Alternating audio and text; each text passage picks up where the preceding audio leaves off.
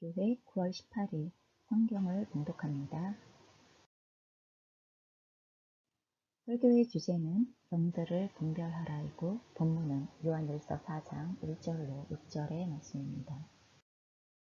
사랑하는 자들아, 영을 다 믿지 말고 오직 영들이 하나님께 속하였나 분별하라.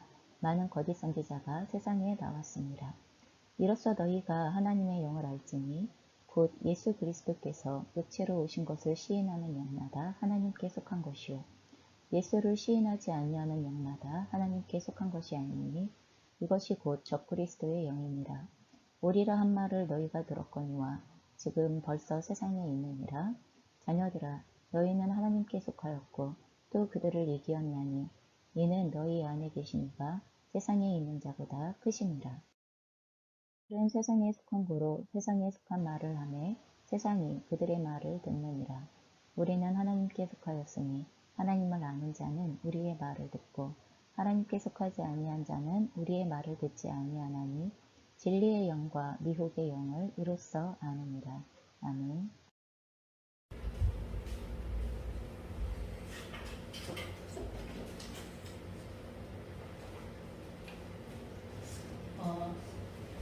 옆에 있는 분들 한 분 한 분을 한번 여러분께서 이렇게 바라보시면 맨날 보는 분이라고 생각할 수도 있겠지만 조금 더 깊게 옆에 있는 분들을 바라보시면 참 독특한 존재다라는 것에 대한 생각을 하실 수가 있습니다.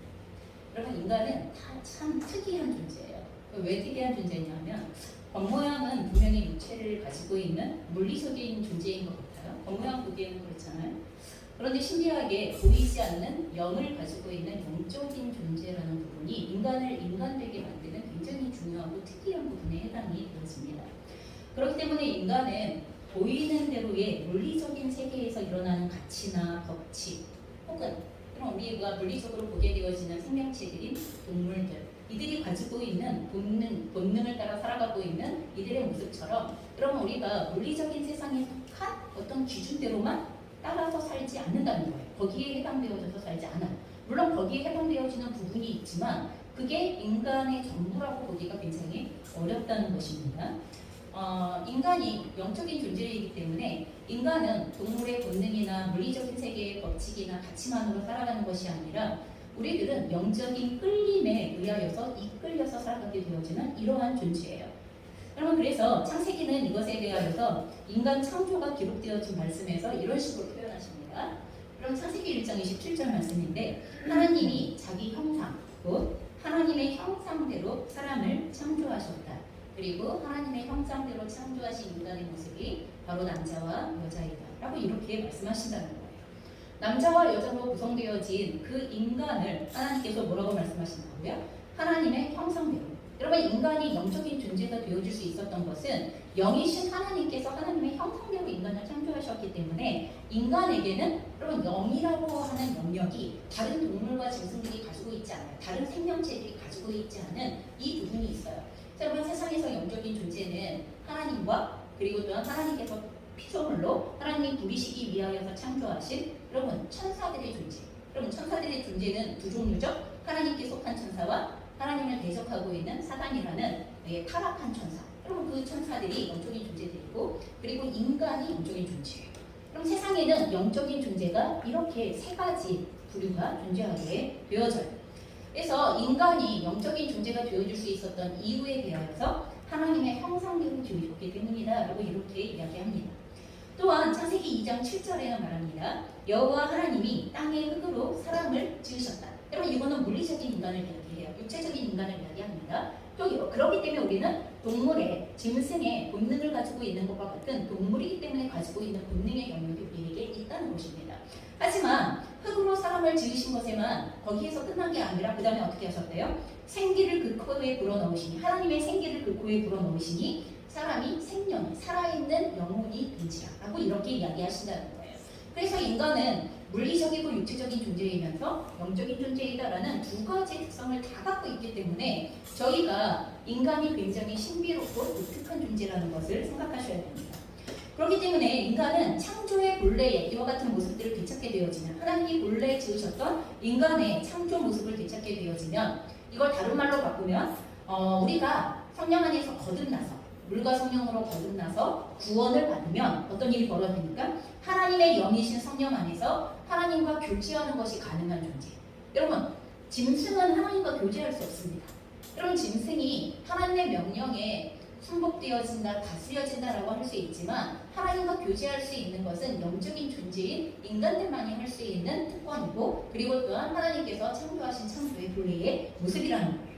그래서 구원받은 하나님의 자녀들은, 하나님의 형상이 회복되어진 하나님의 자녀들은 하나님과 영적으로 교제 교통하는 게 당연하다, 자유롭다. 그래서 우리가 예배할 때 어떻게 예배하래요? 하나님께 예배하는 자들은 이렇게 예배할지니 영과 진리로 예배할지니라. 여러분, 이렇게 표현되어 있어요. 그럼 하나님의 말씀에 진리를 붙들고 하나님의 영 안에서, 우리의 영이 하나님의 성령 안에서 하나님과 교제할 수 있는, 교제 교통하는 사람들이라는 것을 이야기를 하고 있는 것입니다. 하나님과 교제할 수 있는 인간은 가장 인간답게 살 수 있습니다. 그럼 왜 그렇습니까? 하나님께서 우리들을 이끄시는데 가장 가치 있게 살아갈 수 있도록, 인간답게 살아갈 수 있도록 이끄시는 분이 바로 하나님이시기 때문에 우리가 구원받은 하나님의 자녀로 하나님과 교제하는 삶을 살게 되어지면 우리는 가장 인간다운 인간의 가치를 되찾고 인간답게 살아갈 수 있는 존재가 된다고 이야기하는 것입니다. 하지만 인간이 이와 같은 영적인 존재이기 때문에 여러분, 하나님의 영이신 성령의 이끌림에만 영향을 받는 게 아니라는 데 문제가 있습니다. 그래서 실제로 하나님의 영이신 성령에만 이끌림을 받는 것이 아니라 하나님께 속하지 않은 영, 다시 이야기하여서 하나님을 대적하는 영인 사단의 이끌림을 받기도 한다는 거예요. 이 영향에 우리가 놓여져 있다는 것을 이야기하는 것입니다. 그래서 많은 사람들이 인간은 아무에게서도 영향을 받지 않고 나는 스스로 독립적인 존재야, 나는 독자적으로 살아갈 수 있는 존재야, 누구도 나에게 아무런 영향력을 끼칠 수 없어, 나는 나 스스로 결정하는 존재야. 그럼 이렇게 생각하지만 여러분, 나 스스로 선택하고 결정하는 그 결정 안에 이미 우리는 영향을 받고 있어요. 무엇을 따라갈 것인가에 따라서 그 가치 기준에 대한, 그리고 또한 그 이끌림에 대한 영향을 받고 있다는 것입니다. 하나님께서 처음부터 인간을 의존적인 존재로 지으셨기 때문에 그래요. 하나님을 전적으로 의지해야 살아갈 수 있는 존재. 다시 이야기하여 인간은 하나님의 영적인 이끌림을 받아야만 살아갈 수 있는 존재로 지으셨다는 거예요. 본래 인간의 특성이 그래요. 하나님이 창조하신 인간의 특성이 그렇다는 거예요. 하나님의 이끌림을 받지 못하면 어떻게 되어져요? 하나님의 이끌림을 받아야 할 그 자리가 진공상태가 되는 게 아니에요. 빈자리가 되어지는 게 아니라 그 자리에 또 다른 영적인 존재인 그 하나님을 대적하는 영의 이끌림이 들어오기 시작합니다. 그래서 저희가 영적인 존재로서의 인간은 하나님의 영이신 성령의 인도함을 받던지, 아니면 하나님을 대적하는 사단의 이끌림, 악한 영의 이끌림을 받던지, 우리는 어떤 모양으로든지 둘 중에 하나의 영향력에 의존되어질 수밖에 없다는 것입니다. 인간이 의식하고 있든지 의식하지 못하고 있든지 간에 우리는 모든 시간 속에서 어떤 영의 이끌림을 따라가기로 단지 선택을 할 뿐이에요. 그 선택의 자율권이 주어질 뿐이지 영향을 받지 않는다는 것이 아니라는 것입니다. 단지 구원받지 못한 사람들은 하나님을 알지 못해요. 하나님의 영도 알지 못해요. 그렇기 때문에 결국은 구원받지 않은 사람들은 어떤 영을 따라갈 수밖에 없어요? 그러면 이 세상의 정신과 원리와 가치를 다스리는 사단의 이끌림을 받을 수밖에 없어요. 여러분, 우리가 사단의 이끌림이 굉장히 거대한 악처럼 느껴지지 않게 다가올 때가 너무나 많기 때문에 그걸 사단의 이끌림이라고 인지하지 못할 뿐이지, 그럼 거기에는 거짓말로 교묘하게 하나님께서 인간을 인간답게 살아갈 수 있도록 이끌고 계시는 내용들에 반하는, 그것과 어그러뜨리는 그런 내용들로 이 세상을 이미 다스리고 있고 이 세상에 영향을 끼치고 있는 그 어둠에 사단의 영향을 받을 수밖에 없다는 거예요. 여러분, 그래서 인간은 반드시 거듭나야 하고 구원받아야 합니다. 그래서 하나님을 알아야 하고 하나님을 믿어야 하고, 그리고 하나님의 영의 이끌림 가운데로 나아가야만 하는 존재라는 것을 기억하셨으면 좋겠습니다. 여러분, 그렇기 때문에 오늘 우리가 읽었던 본문 1절은 그리스도인들에게 이렇게 말하고 있는 거예요. 아까 우리가 읽었죠. 사랑하는 자들아, 영을 다 믿지 말고 오직 영들이 하나님께 속하였나 분별하라. 많은 거짓 선지자가 세상에 나왔습니다. 여러분, 이 내용을 우리가 읽었던 본문을 공동 번역으로 바꾸어서 번역하면 이렇게 들려집니다. 사랑하는 여러분은 자기가 성령을 받았노라고 말하는 사람들을 다 믿지 말고 그들이 성령이라고 주장하는 것이 과연 하나님께로부터 온 것인지 아닌지를 시험해 보십시오.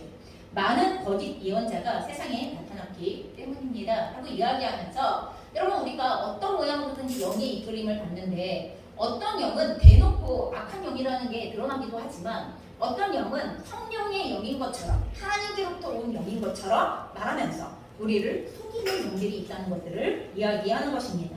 그래서 오늘 이 본문에는 두 가지의 명령이 기록되어져 있습니다. 하나는 모든 영을 다 믿으면 안 된다. 이런 거예요. 하나는 모든 영을 다 믿으면 곤란하다. 그래서 모든 영을 무작정 덮어놓고 다 믿는 거 안 된다. 그렇게 하면 안 되고 그럼 어떻게 해야 된다? 하나님께 속한 영인지 분별해야만 한다. 여러분 그래서 우리가 어떤 영을 따라가고자 할 때 여러분 그 영이 하나님께로부터 온 영인가 하나님께 속한 영인가 하나님께로 우리를 인도하는 영인가 하는 것에 대한 분별이 반드시 필요하다라는 이야기를 하고 있다는 것입니다. 하나님께 속한 영 혹은 하나님께로부터 온 영, 다시 말해서 성령이 아닌 영들은 우리에게 거짓을 말하고 거짓을 믿도록 이끌기 때문에 위험하다는 거예요. 여러분 그 거짓은 우리의 영혼을 그리고 우리의 인생을 멸망과 그리고 또한 사단이 도둑질하는 인생으로 그렇게 이끌어가기 때문에 망하는 인생 아니면 멸망하는 인생 죽음으로 이끄는 인생 이렇게 이끌기 때문에 우리가 그것을 경계해야만 한다는 것입니다. 이것에 대하여서 우리는 영적인 분별력이다라고 이렇게 얘기해요. 우리가 다른 것을 분별해야 하는 게 아니라 바로 이것을 분별해야 되는데 그 우리가 따라가고 있는 영이 우리를 이끌려고 하는 영이 이것이 하나님께로부터 온 영인가 성령인가 아니면 하나님을 대적하는 영인가. 세상에는 두 종류의 영밖에 없어요. 그래서 하나님을 대적하는 영인가 하나님께로부터 온 영인가 하는 이것을 우리가 분별해야 하는 게 영적인 분별력이라고 합니다. 여러분 오늘 이 본문이 쓰여진 요한서신이 쓰여진 이 초대교회 당시에는요. 이 고대 근동 지역에 그리고 또한 복음이 전해진 아시아 지역에 이스라엘 전역에 많은 순회 전도자들이 있었습니다. 복음을 전하고 그리고 또한 하나님의 나라를 선포하는 많은 순회 전도자들이 각 지역을 다니면서 복음을 전파하고 교회를 개척하고 그리고 성도들의 영적인 성장을 돕는 훈련시키는 이러한 일들을 하고 있었습니다. 그런데 이와 같은 순회 전도자들 사이 돌아다니면서 이와 같이 복음을 전하는 순회 전도자들 사이에는 거짓 선생들이 많이 끼어 있었다는 것을 이야기해요. 그러니까 다른 본문에 보면 거짓 선지자들의 목적은 뭐냐면 자기의 유익을 위하여 복음을 파는 거예요. 그런데 그 복음을 파는데 그 복음조차도 정작 하나님께서 우리에게 전파하라고 말씀하신 복음의 내용에 온전한 내용들이 아니라 잘못되어진, 미혹되어진 영에 이끌린 그러한 복음이라고 하는 그 미명하에 잘못되어진 복음을 전하는 혹은 의도적으로 자기의 유익을 위하여서 하나님의 말씀을 왜곡해서 전하는 이러한 사람들이 끼어 있었다는 이야기를 하고 있는 것입니다. 그 당시에 거짓 선지자 혹은 거짓 교사들 중에서 가장 활발하게 활동했었던 이들이 바로 영지주의자들이라는 사람이에요. 근데 이 영지주의자들을 분별하는 기준에 대하여서 2절과 3절의 말씀이 오늘 이야기를 하고 있습니다. 저희가 다시 한번 2절 3절의 말씀 같이 읽겠습니다. 시작. 이로써 너희가 하나님의 영을 알지니 곧 예수 그리스도께서 육체로 오시는 것을 시인하는 영마다 하나님께 속한 영이요 예수를 시인하지 아니하는 영마다 하나님께 속한 것이 아니니 이것이 곧 적 그리스도의 영이니라. 우리라 한 말을 너희가 들었거니와 지금 벌써 세상에 있느니라. 여러분 이 본문에서 하나님의 영, 하나님으로부터 온 영인지 아닌지 분별하는 기준을 삼는 것이 무엇이냐 하면 단적으로 이야기하여서 예수 그리스도는 누구이신가 하는 것에 대한 고백을 어떻게 하느냐는 거예요. 예수님이 어떤 분이시냐, 예수 그리스도가 누구이시냐 하는 이것에 대하여 예수님 스스로가 자신이 말씀하신 것대로 그러면 그렇게 믿고 있느냐, 그렇게 전파하고 있느냐라는 건데 여러분 예수님이 예수님 스스로를 이 땅에 오셔서 뭐라고 증거하셨는지 알아야 하는 거죠.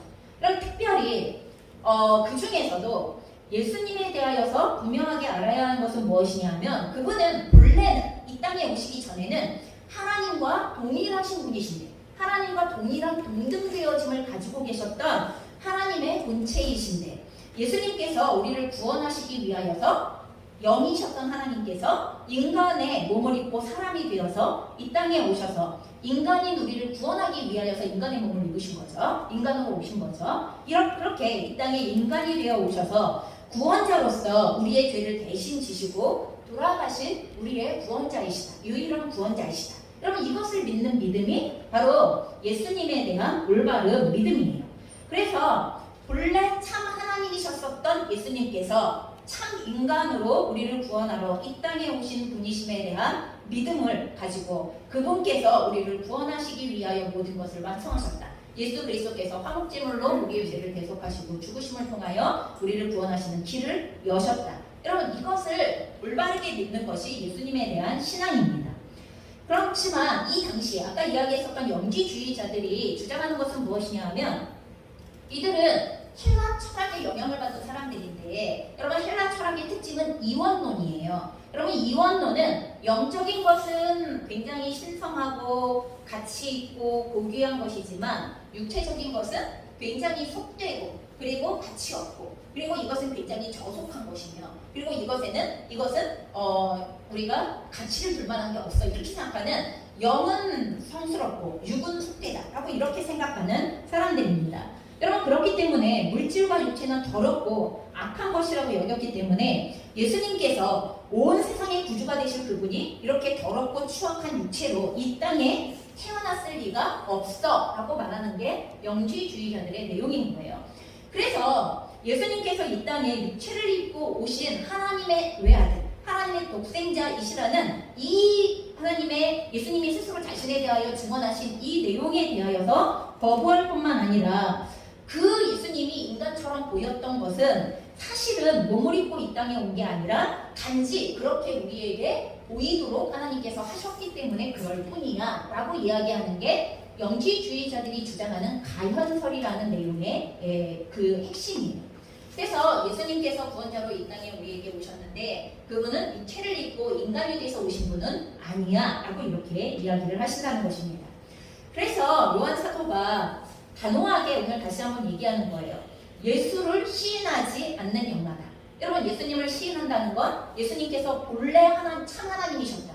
그리고 인간의 몸을 입고 오신 참 인간이시다. 그리고 그분께서 인간을 입고 이 땅에 오신 목적이 바로 인간의 우리를 구원하시기 위한 대속 제물이 되어주시기 위하여 이 땅에 오셨고 그것을 완성하셔서 우리의 구원의 문을 여셨다. 누구나 이것을 믿는 자들에게 구원이 임한다. 그러면 이게 예수 그리스도를 시인하는 믿음이라는 것입니다.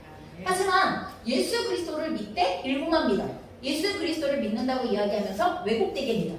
내가 믿고 싶은 대로 믿어요. 성경이 가르쳐준 대로 예수님께서 자신을 증거하신 대로 믿지 않는 것 여러분 그것은 예수님을 시인하는 것이 아니라는 것입니다. 여러분 그렇기 때문에 예수를 시인하지 않는 영마다 하나님께 속한 것이 아니다. 그들이 바로 복음을 왜곡하고 대적하고 있는 그것은 그리스도를 대적하는 적 그리스도다라고 이렇게 오늘 사도 요한이 선포하는 것입니다. 여러분 예수님을 어떤 분으로 알고 있고 믿고 있는지 이것은 오늘날에도 여러분 그 사람이 하나님께 속한 영의 인도함을 받고 있는 사람인지 아닌지 여러분 이것을 분별하는 굉장히 중요한 기준이 되어집니다. 여러분 기독교라는 말이 여러분 그리스도교라는 거예요. 여러분 다시 이야기해서 그리스도는 예수님밖에 없다는 것을 믿는 종교가 기독교예요. 여러분 세상에는 그리스도를 여러분 구원자를 석가모니로도 믿고 여러분 공자로도 믿고 문선명으로도 믿고 이만희로도 믿고 여러분 이렇게 믿는 그리스도가 다 있어요. 각 종교들마다 각 종교에 그리스도가 없는 게 아니에요. 하지만 그리스도를 누구로 믿느냐 하는 것에 대하여서 여러분 기독교는 하나님께서 보내신 본래 하나님이셨을 뿐만 아니라 이 땅에 사람을 입고 오셨던 예수님만이 그리스도이시다라는 것을 믿는 종교가 바로 기독교이기 때문에 기독교인은 예수님을 어떤 분으로 시인하느냐가 여러분 가장 중요한 믿음의 고백이 되어진다는 것을 기억하셔야 합니다. 자, 이어서 6절에 이야기해요. 6절에는요. 우리는 하나님께 속하였으니 하나님을 아는 자는 우리의 말을 듣고 여기서 말하는 우리는 누구냐 하면 사도들을 이야기해요. 오늘 사도 요한을 비롯하여서 사도 요한과 함께 복음을 증거하고 있는 그리고 사도 요한과 같은 격으로 예수 그리스도의 복음을 증거하고 있는 사람들을 얘기해요. 그러면 사도라는 말 자체는 예수님과 함께 동거동락하면서 그분께서 선포하셨던 그분의 메시지를 직접 들었고 보았고 그리고 그것의 증인이 되어질 수 있는 사람들이 사도예요. 그래서 예수님의 제자들 중에서도 예수님과 동거동락하였었던 12명, 그 중에서 가룟 유다가 배신하고 그리고 배반하고 또 한 명의 사도가 뽑히면서 여러분 그 사도들의 복음 전파와 함께 하고 있는 사람들을 우리라고 여기서 표현하고 있는 거예요. 그래서 하나님을 아는 자는 우리의 말을 듣고 하나님께 속하지 아니한 자는 우리의 말을 듣지 아니하나니 진리의 영과 미혹의 영을 이로써 아느니라. 여러분 진리의 영과 미혹의 영을 분별하는 중요한 기준이 뭐예요? 예수 그리스도께서 육체로 오신 것을 시인하는 것이고 더불어 그것을 전하고 선포하는 예수님의 직계 제자들이었던 사도들의 가르침. 여러분 사도들의 가르침의 내용이 다른 거예요? 지금까지 제가 설명드렸던 예수님은 이런 분이셔 라는 여러분 이 내용이 여러분 사도들의 가르침이에요. 여러분 그래서 이와 같은 사도들의 가르침을 믿고 따르는 것이 바로 진리의 영을 따라가는 것이다 라고 이렇게 이야기를 하고 있습니다. 우리는 이 말씀에 따라 지금도 사도들의 가르침을 가장 잘 정리해 놓은 사도신경을 여러분 우리가 가르치고 배우고 그리고 어떤 사람이 내가 예수님을 믿어 라고 이야기를 할 때 그 사람이 이단인지 아닌지 그 사람이 올바른 복음의 내용을 받아들인 건지 아니면 그 사람이 성경을 제대로 이해하고 있는지 아니면 그 사람이 주님께서 자신을 가르쳐 주시기를 원하셨던 예수님께서 자신을 가르쳐 주시기를 원하셨던 그 내용을 그대로 이해하고 있는 것인지 여러분 뭘 갖고 분별해요? 그 사람이 사도신경의 그 고백의 내용, 믿음의 고백의 내용을 그대로 인정하고 있는가라는 것을 가지고 우리는 분별합니다. 여러분 그래서 예수님이 누구인가를 고백하고 예수님을 올바로 전하고 있는 사도들의 고백을 올바르게 배우고 같이 시인하고 있으면 그 사람은 하나님께 속한 영을 따라가고 있고 그렇기 때문에 그 사람 자체가 하나님께 속하게 되어지고 하나님께서 그 안에 거하시게 되어진다는 게 이게 지금 요한 1서에서 사도 요한이 우리가 영을 분별할 때 첫 번째로 분별해야 할 기준에 해당되어진다고 이렇게 얘기를 하는 거예요. 자, 계속하여서 하나님의 영을 분별하는 두 번째의 기준이 언급이 되어집니다. 그럼 그것이 7절과 8절에 이렇게 기록되어져 있습니다. 같이 읽겠습니다. 시작. 사랑하는 자들아 우리가 서로 사랑하자. 사랑은 하나님께 속한 것이니 사랑하는 자마다 하나님으로부터 나서 하나님을 알고 사랑하지 아니하는 자는 하나님을 알지 못하나니 이는 하나님은 사랑이심이라. 여러분 두 번째의 기준이 뭐예요? 하나님이 사랑이신 것처럼 우리도 사랑하는 사람의 삶을 살고 있는가? 여러분 이게 바로 그 사람이 성령을 따라가고 있는가? 그 사람이 하나님께 속한 사람인가를 구별하는 분별할 수 있는 두 번째의 기준이다라고 이렇게 얘기를 하고 있다는 것입니다. 여러분 하나님은 너무나 크고 방대하신 분이십니다. 그래서 우리가 한마디로 하나님은 이런 분이야 라고 설명하기가 되게 어려워요. 그렇죠? 그럼 교회를 오래 다니신 분에게도 하나님이 어떤 분이셔? 라고 이렇게 물어보면 한마디로 대답한다는 게 매우 난처합니다. 그럼 그래서 저희가 어떻게 성경의 말을 한마디로 다 압축해서 다 할 수 있을까 하는 고민에 빠질 때가 굉장히 많습니다. 사람이 그 하나님을 다 이해하거나 측량할 수 없다고도 성경은 기록하고 있어요.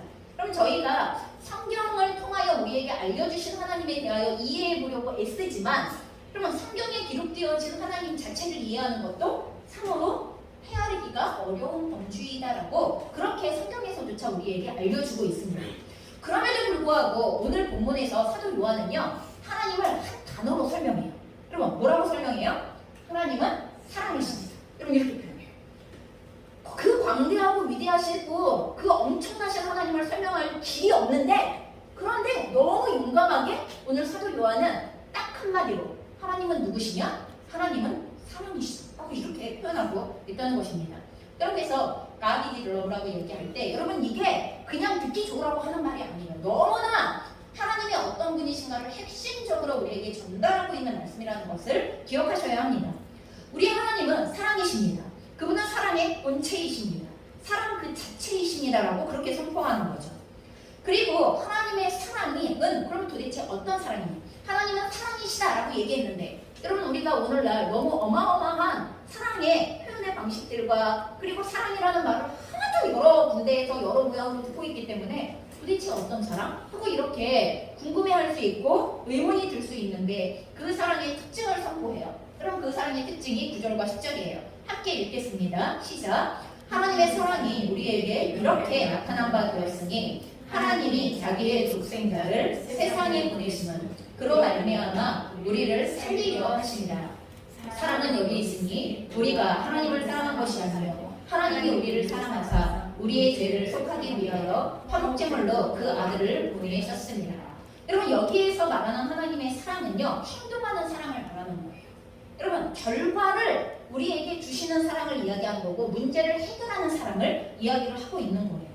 여러분 인간이 죄로 인하여서 멸망해가는 것에 대하여서 하나님께서 감정적으로 슬퍼하시고 안쓰러워하시고 안타까워하시는 거기에만 멈추시는 게 사랑이 아니라는 거예요. 찌찌찌찌찌 안타깝네. 찌찌찌찌찌 슬프네. 어째 쟤네들을 어떻게 하면 좋아. 여러분 이렇게 하고 가만히 계시는 게 여러분 그게 사랑이 아니라는 거예요.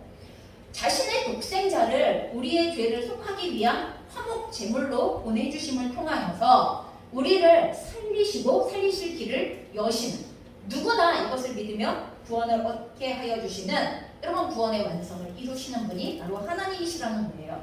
여러분 이것이 세상에서 말하는 너무나도 감상적이고 감정적이고 느낌에 따라서 오락가락하고 어제 사랑했다 오늘 또 사랑 안 한대. 여러분 그렇죠? 세상에서는 그래요. 어제 사랑했는데 오늘은 사랑을 안 한대. 그럼 지금 뭐 하고 있는 거예요? 사랑이 감정이라고 생각하고 있는 거예요. 사랑이 언제나 감정에 따라 변화무쌍하게 움직일 수 있는 것이 사랑이라고 그렇게 생각하고 있는 거예요. 그럼 이런 건 이기적인 사랑이며 여러분 이거는 성경이 말하는 하나님의 사랑이랑 완전히 대조되어지고 배치되어지는 그런 사랑입니다. 그럼 하나님의 이런 사랑의 특징을 잘 묘사해주고 지금 보는 하나님께서 자기의 독생자를 세상에 내어주시고 그리고 그의 생명을 내어주심을 통하여서 여러분 우리를 살리고 살릴 길을 열어주고 해결 방법을 열어줬어요. 해결이 됐어요. 여러분 이 열쇠를 가지고 있으면 이것을 우리가 믿음으로 인하여서 우리는 구원에 이를 수 있게 되어지는 여러분 해결이 됐다니까요. 구원의 문제가 해결이 되어졌고 죄의 문제가 해결이 되어졌다니까요. 인간이 감당할 수 없어서 하나님이 대신 감당하심을 통하여서 이 문제가 해결이 됐다는 거예요. 여러분 이 사랑을 성경에서 다른 말로 표현해 놓은 곳이 어디냐 하면 고린도전서 13장 4절에서 7절이에요. 우리가 잘 알고 있는 고린도전서 13장 사랑장이에요.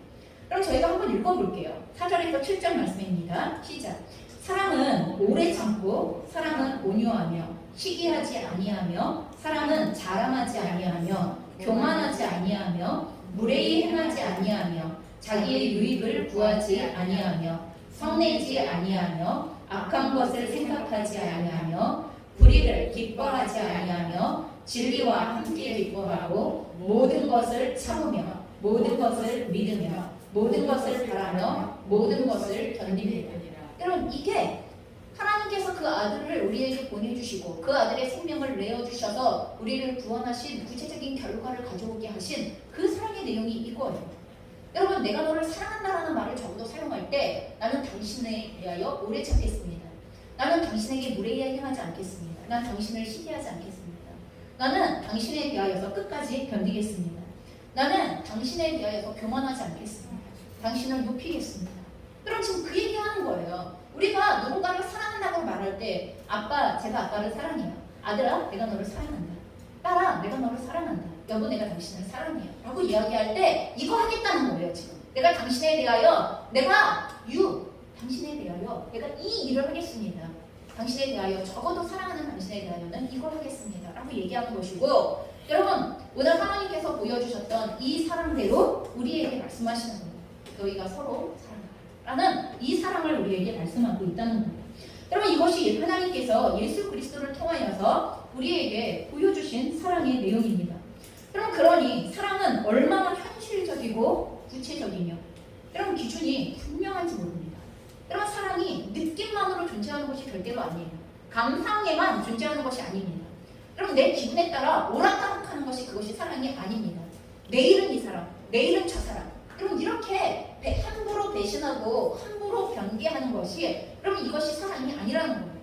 여러분 오늘 우리가 세 번째 찬양에서 하나님께서 우리를 어떻게 사랑하셨는지 우리가 변해도 우리가 돌아서도 하나님께서 우리를 향하여서 하나님은 돌아서지 않고 하나님은 변하시지 않고 끝까지 참으시며 자신을 내어주며 여러분 그래서 사랑에는 희생과 헌신과 수고가 따라 자신을 내어주어야 하기 때문에 자기의 자신을 내어주어야만 사랑은 가능하기 때문에 내 거 찾을 거 다 찾아먹고 내 거 구할 거 다 구하면서 도대체 사랑을 언제 한다는 건지 도대체 사랑을 어떻게 할 수 있다는 건지 여러분 우리가 하나님께서 하나님께서 말씀하시는 사랑의 기준으로는 도무지 헤아릴 수가 없는 사랑을 우리는 사랑한대요. 그렇죠? 그렇게 말하고 있고 그렇게 행동하고 있는 것입니다. 그러니 하나님께 속한 자, 성령의 이끄심을 받는 사람들은 어떻게 살아가야 한다는 거예요? 11절과 12절의 말씀이에요. 저희가 한 목소리로 같이 읽겠습니다. 시작. 사랑하는 자들아, 하나님이 이같이 우리를 사랑하셨은즉 우리도 서로 사랑하는 것이 마땅하도다. 어느 때나 하나님을 본 사람이 없으되 만일 우리가 서로 사랑하면 하나님이 우리 안에 거하시고 그의 사랑이 우리 안에 온전히 이루어지느니라.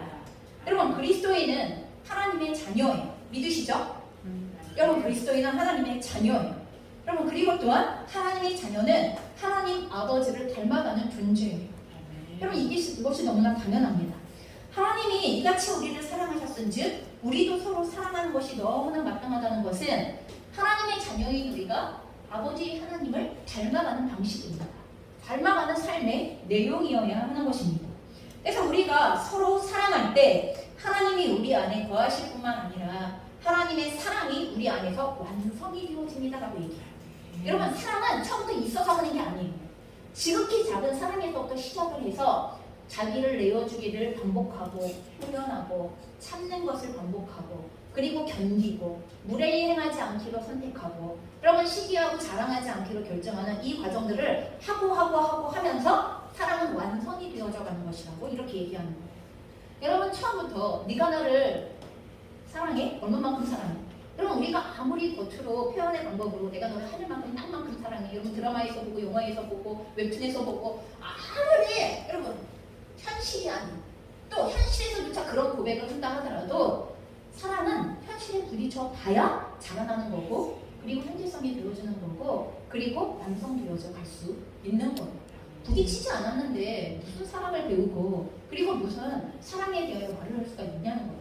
그래서 언제나 사랑의 과정은 그 사람과 내가 다르고 갈등, 그 차이가 있는 것으로 인한 갈등이 유발이 되어지고 그걸 헤쳐가는 과정 가운데에서 사랑은 자라요. 갈등이 있어도 사랑하기로 결정하는 훈련들을 통하여서 사랑은 완성이 되어지기 때문에 그런 겁니다. 이렇게 완성된 사랑은 하나님을 알지 못하는 사람들에게 어떤 영향력을 끼친다고요? 하나님이 어떤 분이신가를 알게 해주고 아까 그랬죠. 하나님은 사랑이시다. 여러분, 우리가 하나님은 이런 분이시다 저런 분이시다 아무리 말로 떠들어봐야 우리의 삶에서 그분이 어떤 분이신가를 드러내는 유일한 기준은 뭐라고요? 바로 하나님께서 우리에게 보여주시는 사랑처럼 우리가 사랑하는 삶을 사는 것이라고 이렇게 말씀하시는 거예요. 성경에는요, 세상 속에서 이 땅에서 살아가는 그리스도인의 정체성을 설명할 때 여러 모양으로 여러 표현으로 설명을 하지만 그 가운데에서도 소금과 빛이라는 그런 정체성을 세상에서 살아가는 그리스도인의 정체성으로 표현합니다. 그러면 소금은 짠맛이 있어야 제 역할을 합니다. 빛은 꺼지지 않고 어둠을 밝혀야 제 역할을 합니다. 오늘날 세상에서 그러면 그리스도인은 꼭 있어야 하는 존재 맞습니까? 짠맛을 내고 어둠 가운데 빛을 밝혀서 그러면 서로 부딪히지 않고 올바른 길을 가게 해줄 수 있고 안내의 역할을 해줄 수 있는 그러면 그 빛의 역할을 감당하는 꼭 있어야 하는 존재가 맞습니까? 아니면 있으면 안 하는 존재입니까? 아니면 더 나아가 좀 없어졌으면 좀 교회와 그리스도인들이 좀 없어졌으면 그러면 이러한 존재가 된 것은 아닙니까? 그럼 지금 세상에서 그리스도인은 어떤 존재 같아요? 여러분이 생각하시기에 하나님은 분명히 우리에게 꼭 필요한 존재다 이러셨어요. 그렇죠? 하나님은 우리에게 세상에 그리스도인은 꼭 필요해. 교회는 꼭 필요해. 생명이야. 빛이야. 아무리 얘기하셔도 그러면 세상에서 우리에 대하여서는 뭐라고 생각해요? 그럼 그건 세상에 우리를 비방하려고 그러는 게 아니라 그렇죠? 비방하려고 그러는 게 아니라 우리가 그만큼 우리가 가지고 있어야 할 짠맛을 우리가 어둠 가운데 비출 수 있는 빛을 여전히 켜고 있는가의 문제에 지금 이것의 의욕을 느끼기 때문에 그리스도인의 존재는 세상에서 꼭 필요한가? 그럼 여기에 대답을 세상은 제발 좀 없어졌으면 좋겠어 까지 가 있는 거예요. 그렇죠? 제발 교회에 다니는 분들이 어느 순간부터 존경받지 못하죠? 그럼 세상에 예전에는 존경받았어요. 교회를 다니시는 분이라고 하면 목사님이라고 하면 존경하셨어요. 그런데 지금은 그렇지 않아요. 앞에서 존경하는 척해도 뒤에서 비방하고 욕하고 뒤에서 대놓고 손가락질하고 비웃어요. 지금 왜 그런 거예요? 우리의 짠맛, 우리의 밝혀야 할 빛이 꺼졌기 때문에, 불이 꺼졌기 때문에 이런 상황이 벌어져 있는 것입니다. 자, 더 이상 짠맛도 어둠을 밝히는 능력도 사라졌죠. 하나님께서 보여주신 것과 같이 사랑하는 삶을 살지 않았기 때문에 나타나는 현상입니다. 여러분, 가장 중요한 이유는 더 이상 그리스도인에게서 하나님을 볼 수 없기 때문입니다. 더 이상 그리스도인의 삶, 교회의 삶 속에 하나님을 볼 수 없기 때문에 그런 것입니다. 그렇게 살지 못하기 때문인 거죠. 아니, 그렇게 살지 않기로 이미 수많은 선택을 그렇게 해왔기 때문에 그런 것입니다. 더 이상 하나님의 영이신 성령의 이끄심을 따라 가고 있지 않다는 강력한 증거입니다. 교회가 짠맛을 잃어버렸다는 것은, 불을 밝히는 것이 꺼졌다는 것은 교회가 그리스도인들이 더 이상 성령을 따라 살고 있지 않다는 아주 강력한 증거입니다. 그래서 요한일서 4장 20절에는 이렇게 얘기합니다. 함께 우리가 읽겠습니다. 시작. 누구든지 하나님을 사랑하노라 하고 그 형제를 미워하면 이는 거짓말하는 자니 보는 바 그 형제를 사랑하지 아니하는 자는 보지 못하는 바 하나님을 사랑할 수 없느니라. 여러분, 너무나 명확하지 않습니까? 눈앞에 있는 형제를 사랑하지 않는 사람이 보이지 않는 사람 하나님을 사랑한다고 하는 말, 이거 거짓말이라고 하나님은, 그게 거짓말이에요. 그게 여러분, 다른 많은 거짓말이 있지만 나에게 형제로 주신, 부모로 주신, 자녀로 주신, 배우자로 주신, 여러분, 그 사랑하는 예수 그리스도 안에서 형제 자매, 같은 그리스도의 보혈의 능력을 힘입어 우리가 영적으로 거듭난 형제 자매들이 됐잖아요. 여러분과 제가 형제 자매들이잖아요. 우리들이 형제 자매들이잖아요. 맨날 싸워, 맨날 갈등이야, 맨날 서로가 서로에 대해서 뒤에서 비방해. 그리고 교회 안에서 맨날 파가 나와. 그냥 맨날 서로를 욕해. 그럼 이러는데 무슨 하나님을 사랑한다는 말? 그거 거짓말이라는 거예요. 그렇게 행하고 있는 너희들이 하는 그 말은 거짓말하고 있는 거야 라고 이렇게 세상은 인정할 수밖에 없다는 것입니다. 그럼에도 우리들의 현실은 하나님을 사랑한다고 예배해, 하나님을 사랑한다고 고백해, 하나님을 사랑한다고 훈련도 받아요. 그런데 그리스도인들이 형제를 사랑하지 못하거나 사랑하지 않는 삶이, 이게 현실에서 벌어지고 있는 삶이라는 거예요. 그러면 신앙은 생활로 이어집니다. 믿음은 행함으로 드러납니다. 그렇기 때문에 우리의 삶을 보면, 우리의 행함을 보고 있으면 우리가 뭘 믿고 있는지를 우리는 분명히 증언하고 있는 거예요. 삶으로 증언하고 있는 거예요. 말과 다르게 삶으로 증언하고 있는 거예요. 여러분, 오늘 제가 마음의 불편한 마음을 가지고 말씀드리고 싶은 게 있어요. 여러분, 예배를 듣는 건 하나님을 경외하는 것입니다. 습관적으로 예배를 듣는 거. 여러분, 힘들 때 그럴 수 있습니다. 너무 아프고 힘들 때 이런 예배를 늦을 수 있죠. 애를 써도 늦을 수 있습니다. 하지만 습관적으로 예배를 듣는 건, 여러분, 그건 하나님을 경외하고 있는 태도이고 행동입니다. 우리가 우리 자녀들에게 하나님을 사랑해야 된다라고 보여주고 싶습니까? 우리 자녀들에게 하나님을 경외해야 한다라고 말씀하고 싶으십니까? 근데 나는 하나님을 경멸하는 행동을 계속해. 자녀들에게 욕을 해. 그리고 자녀들에게 사랑함으로 대해야 할 자녀들을 나의 유익을 위하여서 대하기 시작해. 여러분, 이러면 그 교육은 망한 겁니다. 그럼 그 신앙 교육은 망한 거고, 그 자녀들은 아버지 어머니의 말이 아니라 아버지 어머니의 행동을 통하여서 신앙 교육을 이미 받고 있는 겁니다. 예배를 듣는 건 당연합니다. 예배에 와서 보는 건 당연합니다. 예배에서 아무렇게나 내 방식대로 예배드리는 건 당연합니다. 힘들면 예배를 빠져도 되는 건 당연합니다. 감정적으로 싫으면, 부대끼면 예배를 안 드려도 되는 거예요. 좀 그런 친구들 많이 봐요. 감정적으로 마음이 부대끼면 예배를 안 해요. 무슨 말인지 아시죠? 왜요? 예배 시간에 가면 마음이 불편하거든요. 하나님이 뭐라고 말씀하실지 알거든요. 그 말씀을 듣는 것 자체가 불편하거든요. 받아들이는 게 싫거든요. 그래서 안 나타나요. 빠져요. 그리고 나서 아팠어요, 이렇게. 진짜 아팠겠죠. 마음이 아팠겠죠. 하지만 아파도 건강에 따라 이래도 되고 저래도 되는 거예요. 그럼 이걸 몸으로 보여주고 계시는 거예요. 여러분, 청소년들도 그리고 성인들도 내가 습관적으로 예배를 듣는 행동이 익숙해 있다면 우리는 심각하게 내 자신을 돌아보고 싶어요. 내가 진짜 하나님을 사랑하는 삶인가? 하나님의 사랑을 받은 자로 하나님을 사랑하는 삶을 살고 있는 것이 맞나? 하는 것에 대해. 여러분, 그래서 교육은 행동으로 하는 거예요. 삶으로 하는 거예요.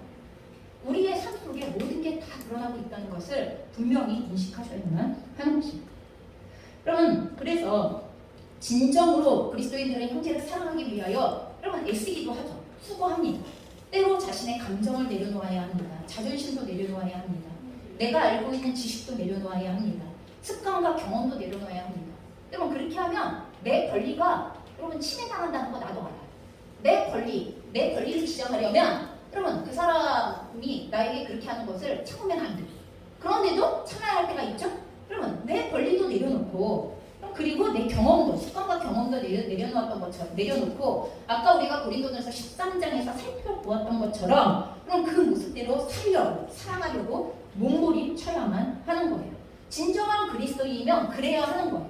포기하고 싶어도 포기하면 안 되는 거예요. 내가 나의 배우자를 포기하고 싶을 때가 얼마나 많은지, 내가 나의 자녀들을 포기하고 싶을 때가 얼마나 많은지 그런 마음이 들지만 포기할 수 없는 거예요. 왜요? 사랑은 끝까지 견디는 거니까, 오래 참는 거니까, 끝까지 바라는 거니까, 그 사람 안에 이루어질 하나님의 형상을 믿고 기울여주는 거니까, 그러니까 포기할 수 없는 거예요. 그 사람 안에 하나님의 사랑이 들어갈 수 있도록 계속 독려하고 그리고 흘려보내면서 영향력을 흘려보내면서 기다려줘야 하는 거예요.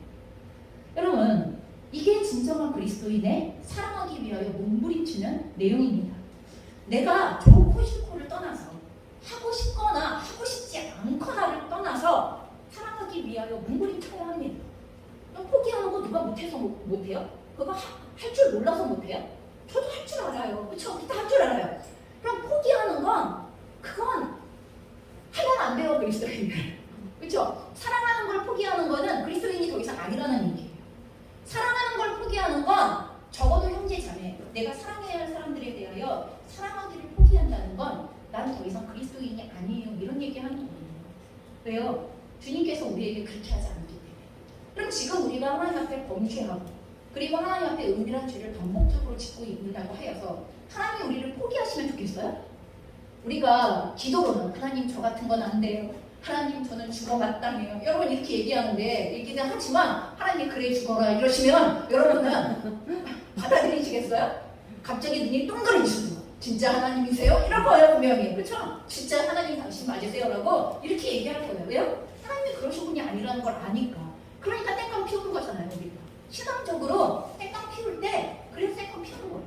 아이들은 엄마가 사랑 안에서 받아줄 줄 아니까 땡깡 피우는 거예요. 물론 엄마는 사랑 안에서 단호하게 그것을 정리해야 될 때가 있기는 하지만 여러분 저희가 하고 싶고 하고 싶지 않고 감정적으로 싫고 좋고가 사랑하기를 포기해도 되는 근거가 되어져서는 절대로 안 된다는 거예요. 여러분 그래서 우리가 정말 이렇게 사랑을 위하여서 몸부림을 치다 보면 뭘 직면하게 되어지냐 하면 나는 정말 사랑할 수 있는 존재가 아닙니다. 난 정말 스스로 다른 사람을 사랑하는 거에 한계가 있구나. 내 사랑에는 한계가 있고 내가 사랑할 수 있는 곳에는 범주가 있구나. 난 저런 거 진짜 사랑할 수 없어 라고 생각되어지는 그 한계치를 만나게 되어진다는 거예요. 여러분 우리는 우리가 한 최선을 가지고서 이제 그만할래요. 이런 결정을 내리고 싶을 때가 얼마나 많은지 모르겠지만 여러분 사랑은 내심과 지식으로 할 수 있는 것이 아니라는 것을 처절하게 대면하는 것 자체가 중요합니다. 그리고 나서 이 고백을 가지고 어떻게 해야 합니까? 우리가 아까 살펴보았던 7절의 말씀으로 다시 돌아가야 합니다. 하나님은 처음부터 사랑은 내가 할 수 있는 게 아니었습니다. 왜? 사랑은 하나님께 속한 것이에요. 여러분 사랑은 본래가 하나님 거예요. 여러분 우리가 사랑할 수 있다 없다는 우리가 하나님 안에 거하고 있는가 그렇지 않은가에 따라 달라지는 거예요. 사랑이신 하나님 안에 우리가 함께 거하고 있으면 여러분 우리는 사랑을 포기하지 않습니다. 그리고 사랑하기를 배웁니다. 사랑의 완성을 위하여서 나아가는 것을 훈련하게 되어집니다. 처음부터 내가 할 수 있지 않았던 것을 가지고 내가 할 수 있다 없다를 말했던 것 자체가 하나님 나의 교만이었고 하나님 나의 무지였고 그리고 내가 착각하고 있었던 영역입니다 하는 것에 대해서 우리는 철저하게 인정해야만 하는 것입니다. 진짜 사랑은 하나님께 속한 것이며 지금까지 내가 사랑이라는 이름으로 해왔던 것들이 사실은 진정한 사랑이 아니었습니다. 나의 감정적인 유도가 내가 할 수 있는 의지의 전부의 몸부림이었음을 그저 우리가 대면할 뿐입니다. 그러면서 우리는 진짜 사랑할 능력이 없구나라는 걸 고백해야만 합니다. 그럴 때 비로소 진정한 그리스도인들은 이제 뭐합니까? 사랑의 본체이신 하나님께 돌아가기를 시작합니다. 여러분 사랑의 본체이신 하나님께 돌아가셔야 합니다. 하나님께서 예수 그리스도 안에서 우리에게 부어주신 그 사랑을 믿고 누리는 자리로 돌아가 사랑의 능력을 공급받아야 하고 사랑하는 법을 배워야 하고 얘야 오늘도 포기하지 말고 오늘 한 번 더 그 사람에게 다가서 오늘 한 번 더 그 사람을 참아줘. 오늘 한 번 더 그 사람에게 너의 친절을 베풀어. 너의 관용을 베풀어. 라고 우리의 자존심과 우리의 감정을 내려놓고 해야 할 것을 말씀하시는 그분의 말씀에 순종함의 한 걸음을 다시 내딛는 자리로 우리는 오늘 하나님의 사랑의 능력을 힘입어 나아가야만 하는 것입니다. 지금 우리가 사랑의 능력을 상실했다면 사랑의 본체이신 하나님께로 돌아가 우리가 이미 받은 사랑, 예수 그리스도 안에서 우리가 누리고 있는 사랑이 어떤 사랑인가를 먼저 충분히 경험하시고 그것을 꽉 붙드시기를 바랍니다. 오늘 우리가 하나님께 속한 성령의 인도하심을 따라 여러분 하나님 안에 거하고 있는 건강한 그리스도인인지 혹은 어느 순간부터 하나님께 속하지 않은 거짓과 미혹의 영에 이끌려서 진리와 사랑의 능력을 상실한 그리스도인이 된 것은 아닌지 우리가 우리의 삶을 돌아봐야만 합니다. 잊지 마십시오. 성령의 이끄심을 따라가고 있지 않다면 지금 우리가 성령의 이끄심을 따라가고 있는 게 아니라면 그렇다면 우리는 악한 영의 이끌음을 따라가고 있는 거예요. 악한 영의 미혹을 따라가고 있는 거예요. 우리는 어떠한 영적인 존재의 이끌이든지 둘 중에 하나를 따라가고 있는 것이 현실이라는 것입니다. 그러니 모든 영을 다 믿지 말고 영을 분별하여 하나님께 속한 영인지를 분별하여 여러분 그 하나님께 속한 영이신 성령을 따라가시는 거룩한 그리스도 사랑의 능력을 행하실 수 있는 그리스도 하나님께 속한 그리스도인으로 살아가시기를 주님의 이름으로 축원합니다. 같이 기도하시겠습니다.